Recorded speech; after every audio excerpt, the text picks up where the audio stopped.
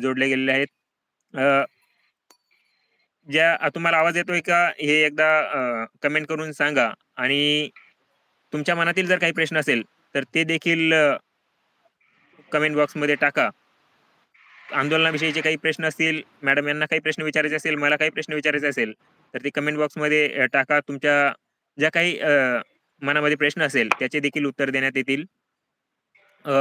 जे 12 तारखेला आंदोलन आहेत, त्या आंदोलनासाठी हरिभक्तपरायण तुकाराम बाबा महाराज, लोकनेते बालाजी पाटील चाकूरकर साहेब, माजी खासदार हरिभाऊ राठोड साहेब, अनुपदादा चव्हाण व साबळे सर या सर्वांचा पाठिंबा आहे आणि या सर्वांचा पाठिंबा घेऊन, त्यांचं सहकार्य घेऊन महिला आणि प्रशिक्षणार्थी पुरुष प्रशिक्षणार्थी हे आंदोलन करणार आहेत. याविषयी आपल्याला प्राची मॅडम यांनी सांगितलेलं आहे.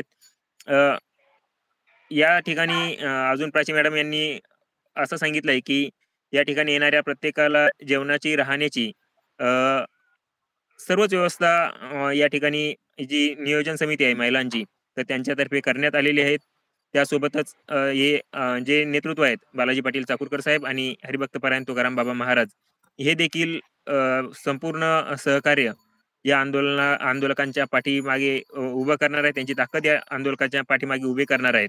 त्यामुळे हे अ, यश संपादन करण्यासाठी, रोजगार मिळवण्यासाठीचं आचारसंहिता जी आता येणाऱ्या काळामध्ये गेल्या 5 ते 10 वर्षापासून ज्या स्थानिक स्वराज्य संस्थांच्या निवडणुका रखडलेल्या होत्या, तर कोर्टाच्या नंतर आता काही दिवसातच या निवडणुका देखील होणार आहेत आणि या निवडणुका होण्याच्या पूर्वी जर मोठ्या ताकदीने सरकारकडे आपण जर मागणी केली, तर नक्कीच रोजगार आपल्याला मिळू शकतो.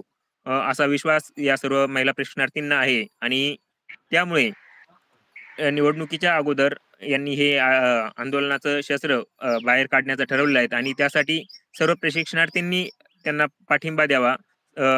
यासाठी स्वतःच्या रोजगारासाठी ठाण्यामध्ये यावं, अशा पद्धतीचं आवाहन देखील प्राची मॅडम यांनी व सर्व प्रशिक्षणार्थी महिला करत आहेत. अ, काय काय काय आवाहन कराल मॅडम सर्व प्रशिक्षणार्थी महिलांना?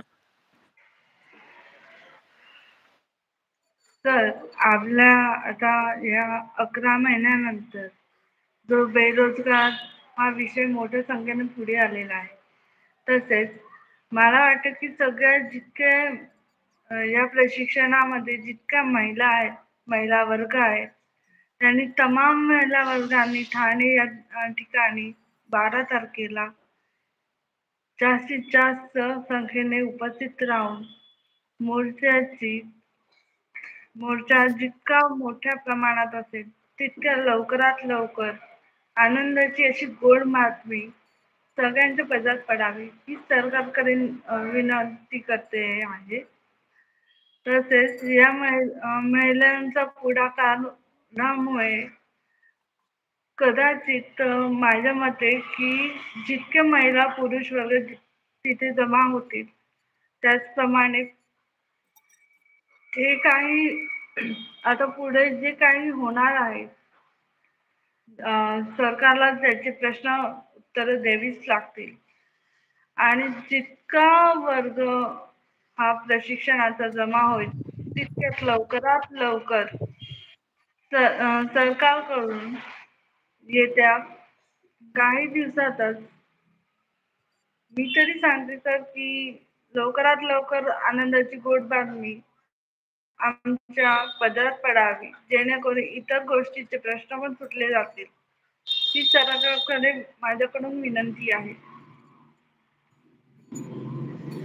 या योजनेत जे प्रशिक्षणार्थी आपलं प्रशिक्षण पूर्ण करत होते, त्या सर्वांचा जवळपास कार्यकाळ संपलेला आहे, काहींचा संपत आलेला आहे. तर ज्यांचा संपलेला आहे, त्यांनी तर यायलाच पाहिजे. ज्यांचा काही दिवसांत संपणार आहे, तर हे जर तुम्हाला पुन्हा रोजगार मिळाला नाही, तर घरीच बसावं लागणार आहे. त्यामुळे आणि अ, सोबतच आता दिवाळीच्या सुट्ट्या देखील लागणार आहेत. त्यामुळे सर्वांनीच या ठिकाणी आलं पाहिजे. तर आता हो नक्की. जी आता ही येणारं आंदोलन आहेत, यात कोणते कोणते नेतृत्व सहभागी होणार आहे? सध्या तरी याविषयी मला तरी वाटते की सगळ्यांनीच व्हायला पाहिजे. सगळ्यांनी महिला वर्गांच्या पाठीशी